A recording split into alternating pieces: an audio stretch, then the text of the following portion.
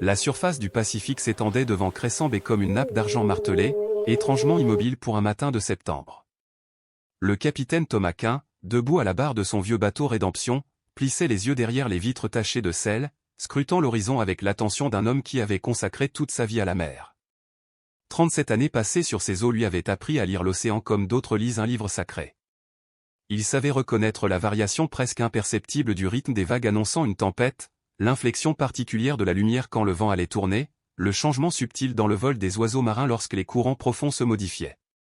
Mais ce matin-là avait quelque chose de singulier. L'air semblait chargé d'électricité, au point de faire se hérisser les poils sur ses avant-bras burinés par le sel et le soleil.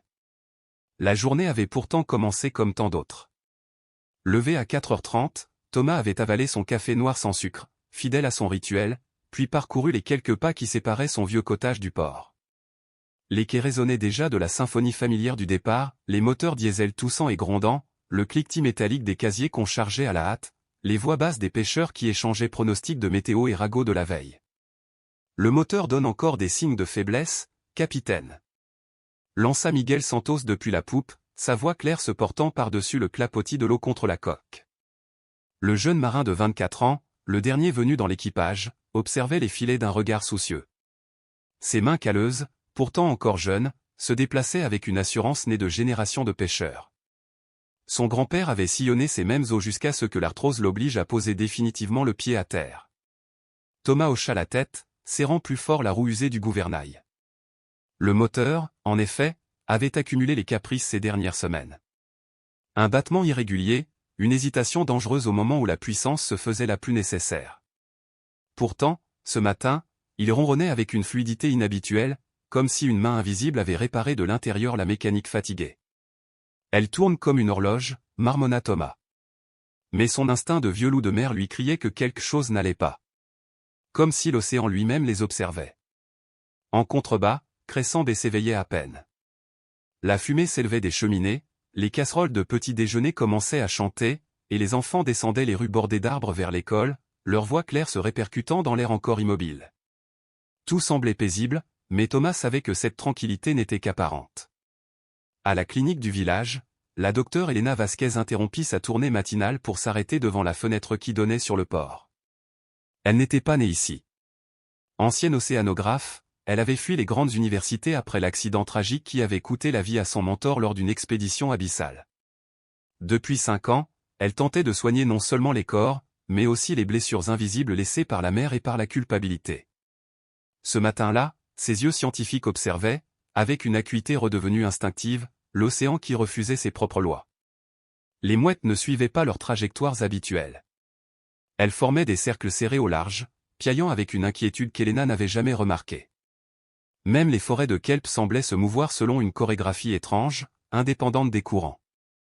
Maria Delgado, la secrétaire de la clinique, entra timidement avec un café brûlant entre les mains.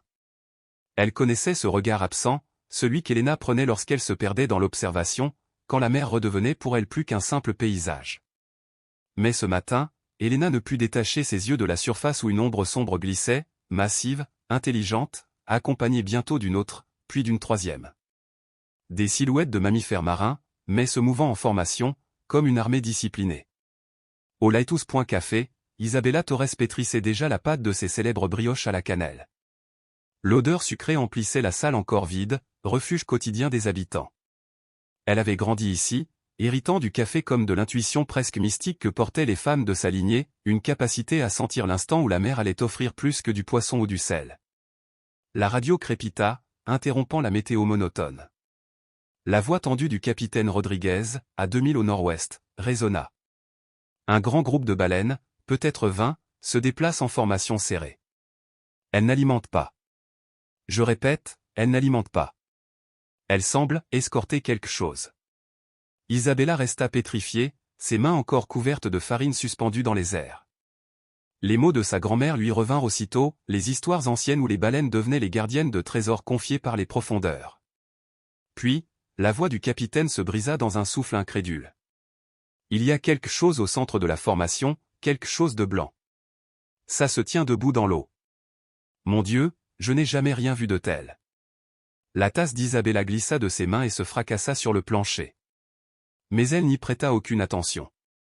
Son cœur battait au rythme des récits ancestraux, quand la mère rend ses promesses, disait grand-mère, il faut être prêt à écouter. Sur le Rédemption, Thomas coupa le moteur. Le silence soudain était presque sacré. Les baleines approchaient, majestueuses, leurs mouvements si parfaitement synchronisés qu'ils paraissaient guidés par une intelligence collective. Mais ce n'était pas elle qui frappait Thomas d'effroi. C'était ce qu'elle protégeait. Un éclat blanc, vertical, immobile malgré la houle. Une statue. Miguel se signa sans réfléchir. « Capitaine, qu'est-ce que c'est ? Comment ça tient droit ?» Sous le soleil levant, la figure resplendissait. Taillée dans un marbre d'une pureté irréelle, elle représentait une femme drapée de longues robes fluides. Ses bras s'étendaient dans un geste de bénédiction, et son visage incliné semblait baigné d'une compassion infinie. Les baleines l'entouraient comme une garde d'honneur. Deux énormes mâles avançaient de part et d'autre, maintenant un corridor d'eau calme. Derrière eux, un arc de femelles et de jeunes formait une procession solennelle. La plus ancienne, immense, hérissée de balanes, fit entendre un appel grave, vibrant, qui résonna dans la poitrine des hommes. Ce n'était ni un chant de migration ni un appel de chasse. C'était une proclamation, solennelle, comme l'annonce d'une venue sacrée. Sur la côte, les habitants se rassemblaient déjà. Helena, les yeux écarquillés, détaillait chaque phénomène, consciente que les lois physiques venaient d'être bafouées. Une statue de marbre devait couler. Et si, par miracle, elle flottait, elle aurait dû basculer au moindre remous. Mais là, elle se tenait droite, immuable, portée par une stabilité qui défiait toute explication. Le père Gabriel Moral, vieux prêtre perclus d'arthrite, monta jusqu'au promontoire. Les larmes lui coulaient sur les joues tandis qu'il murmurait des prières. Peut-être, dit-il doucement, que la physique n'a rien à voir avec ce que nous voyons aujourd'hui. Au port, le maître de la capitainerie, David Kim, vétéran de la marine, observait avec gravité. Les bateaux de pêche, les plaisanciers, même un cutter des gardes-côtes maintenaient leur distance. Tous comprenaient instinctivement qu'il assistait à un événement qui exigeait respect, non investigation. Isabella avait fermé son café. Elle se tenait sur la jetée avec le reste du village, main tremblante, yeux fixés sur la procession. Les enfants retenaient leur souffle. Les adolescents oubliaient leur téléphone. Les prières, les exclamations, les silences incrédules se mêlaient dans l'air limpide. Le soleil dissipait maintenant toute brume, révélant la scène dans une clarté presque surnaturelle. Et Isabella, la voix brisée de larmes, chuchota les mots hérités de sa grand-mère. Elle revient à la maison. La baie tout entière vibrait d'un murmure étrange, comme si l'air lui-même était plein de voix invisibles. La mère tient toujours ses promesses, même lorsque nous oublions ce que nous lui avons demandé, répétait souvent Abuela. Cette phrase, qui semblait jadis une simple sagesse de vieille femme, résonnait soudain comme une vérité incontournable.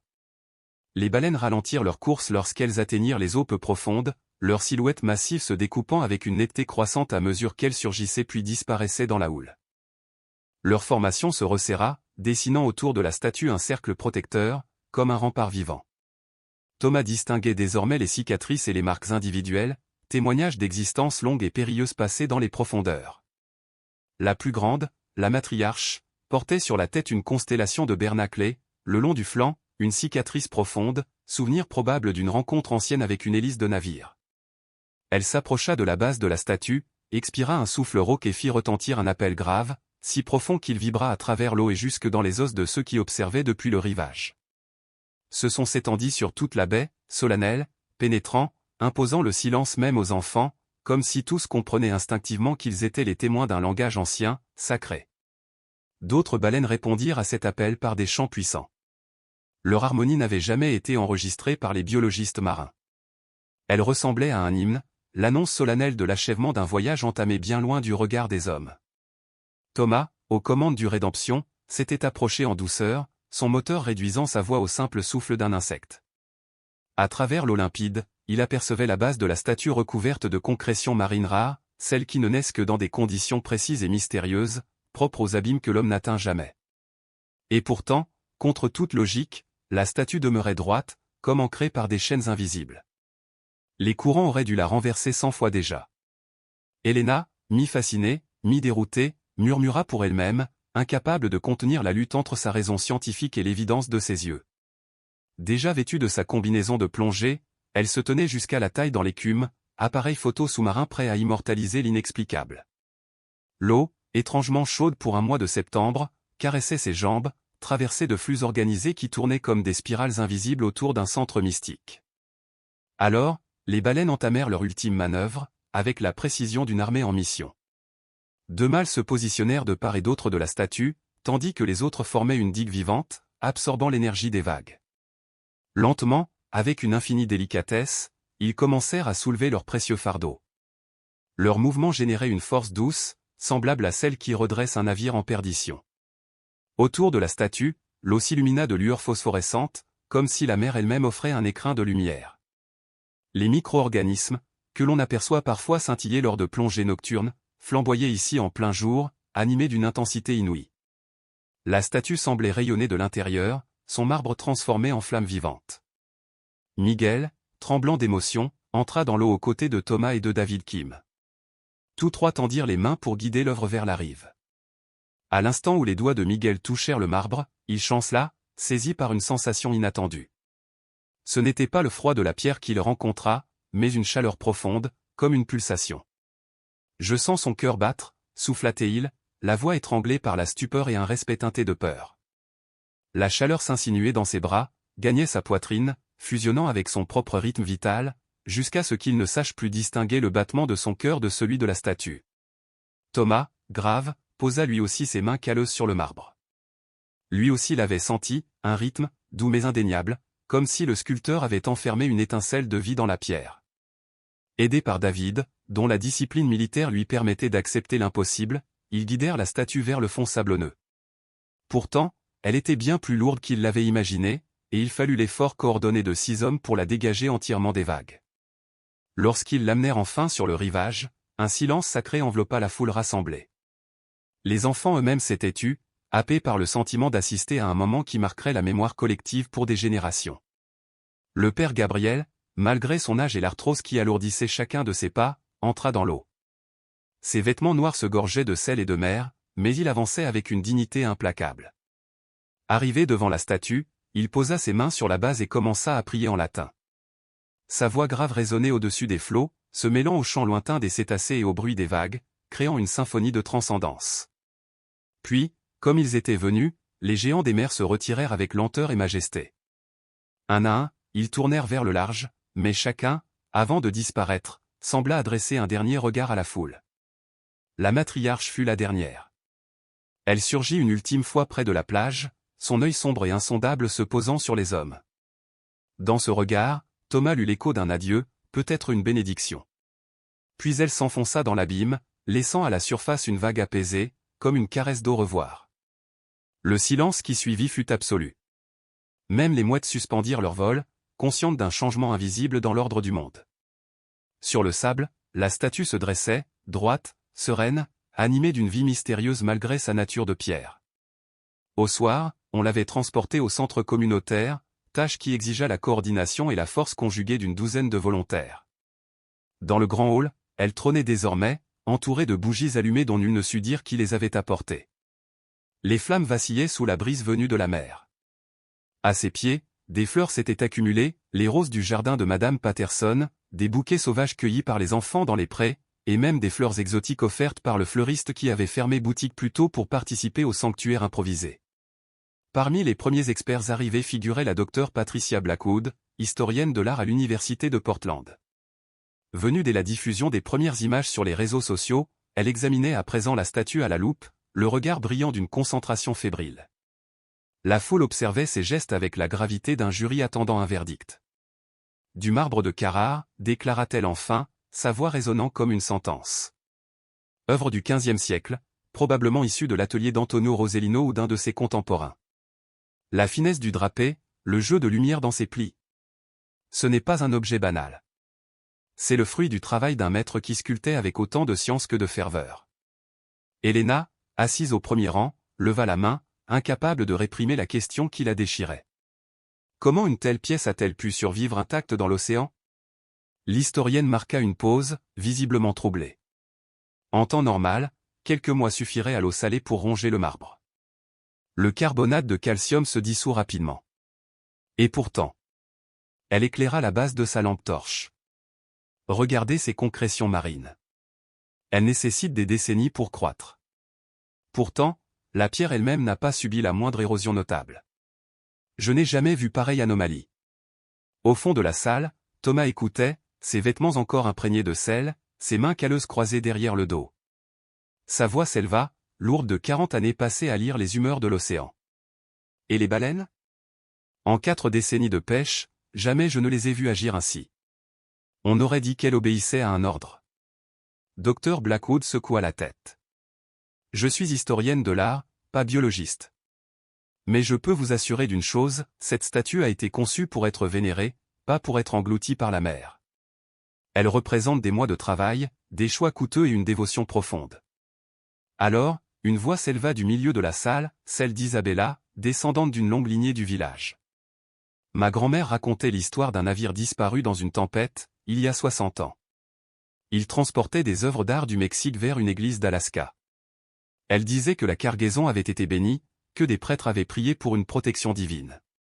Un murmure parcourut la salle. Les anciens hochèrent la tête, reconnaissant les bribes de récits transmis par leurs propres aïeux, des bateaux engloutis, des cargaisons perdues. Mais jamais rien n'était revenu de la mer de cette manière. Alors, le père Gabriel, resté jusque-là silencieux, se leva.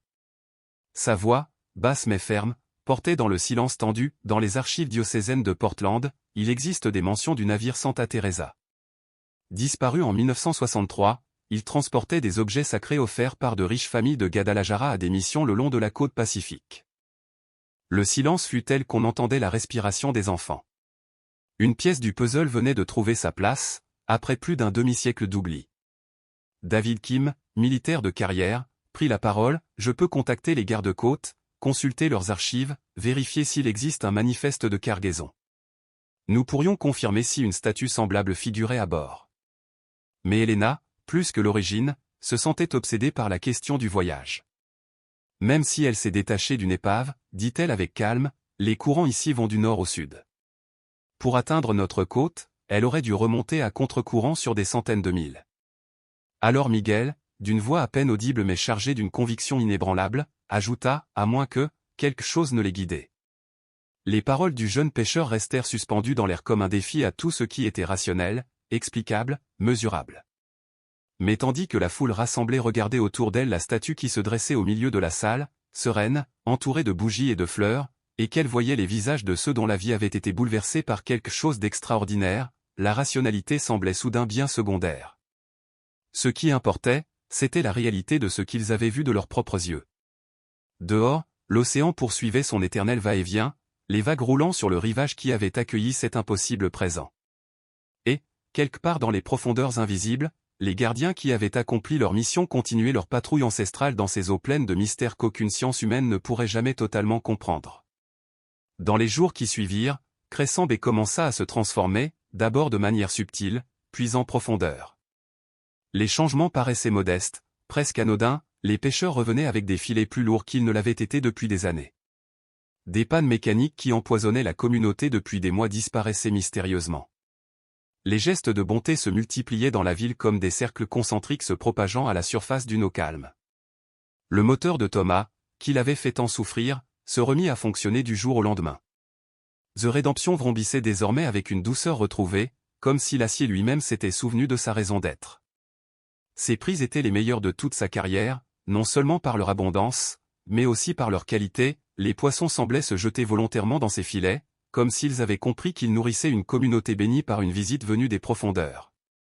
Lorsqu'il en parla aux autres capitaines, réunis comme chaque matin autour d'un café au port, tous hochèrent la tête avec un sourire complice. Chacun avait sa propre histoire, moteur capricieux soudain docile, équipement miraculeusement réparé, zone de pêche redevenue généreuse. Le capitaine Rodriguez, celui qui avait le premier signalé par radio l'approche de la procession des baleines, expliqua que son système de navigation, jadis si peu fiable, fonctionnait désormais à la perfection. On dirait que la mer veut nous conduire exactement là où nous devons aller, confia-t-il au groupe. À la clinique, Helena, la médecin du village, remarqua que ses patients se rétablissaient à une vitesse que la science ne pouvait expliquer. L'arthrite chronique de Madame Patterson, qu'il avait clouée chez elle des mois durant, s'améliora spectaculairement après qu'elle eut passé une heure assise en silence auprès de la statue. Les analyses de sang révélèrent une diminution soudaine de l'inflammation, plus nette que tout ce qu'Elena avait observé en 5 ans. De son côté, le jeune Bobby Chen, dont l'asthme empirait malgré les traitements, cessa brusquement de souffrir de crise. Sa mère l'amena à la clinique en pensant à un nouvel ajustement thérapeutique. Au lieu de cela, ils découvrirent que ses poumons fonctionnaient si bien qu'ils n'avaient plus besoin de son inhalateur. Il doit y avoir une explication scientifique, déclara Elena à son amie Isabella, un matin au café du phare. Son esprit formé à la rigueur médicale exigeait des réponses rationnelles, même si les faits semblaient se moquer de toute logique. Elle évoquait l'effet placebo, l'amélioration du moral collectif, les biais d'interprétation. Isabella, sereine, lui resservit du café avec la grâce tranquille de quelqu'un qui a fait la paix avec le mystère. Peu importe le nom qu'on lui donne, dit-elle doucement. Regarde autour de toi, quand as-tu vu les gens aussi heureux, aussi reliés les uns aux autres? Elena dut admettre que la ville était méconnaissable. Des voisins brouillés depuis des années se retrouvaient à travailler ensemble avec l'entrain d'anciens amis. Les adolescents formaient spontanément des groupes de bénévoles pour aider les personnes âgées à faire leurs courses ou à entretenir leur jardin. Même le climat semblait complice, de douces pluies nourrissaient les jardins sans provoquer les glissements de terrain habituels. Les transformations touchaient aussi la vie intérieure de chacun. À l'école primaire, les enseignants constataient la disparition quasi totale des problèmes disciplinaires. Des enfants autrefois en échec s'ouvraient soudain à l'apprentissage, avides de savoir.